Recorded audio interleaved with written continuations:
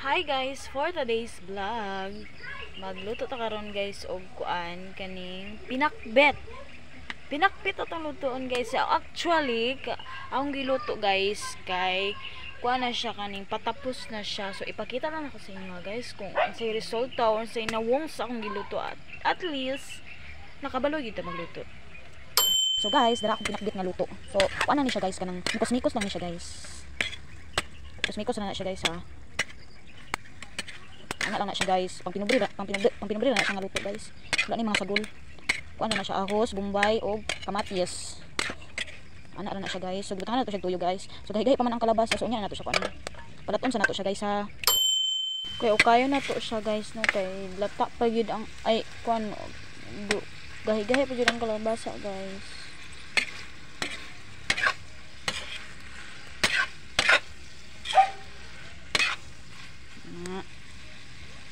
Taod-taod lang sa nato siya kanan guys ha. Butangan daw siya gamay nga tubig para napit siya isabaw gamay.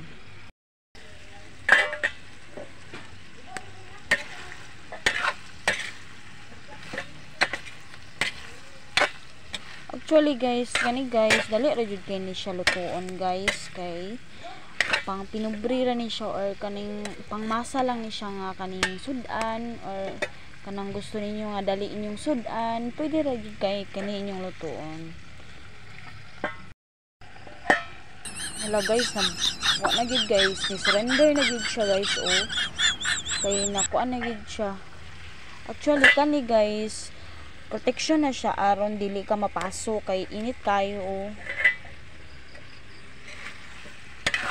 Kaayon sa nato siya guys niya, taod-taod butangan na nato siya og tubig para timplahan na nato siya kay kuan naman kaning lata naman ang kuan kalabasa, so okay na siya.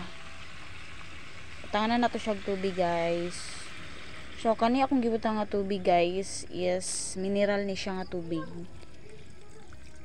dili ni siya gikan sa gripo.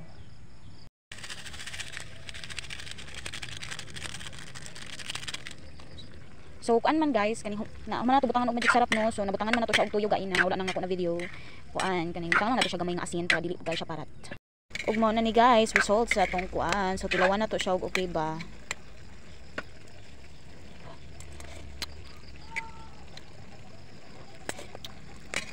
Lami kay guys, lasado basta magic sarap ang ibutang.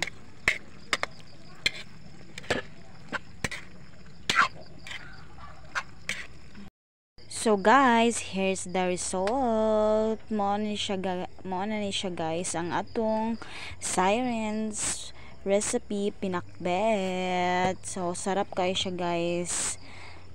Pwede na ta manihapon.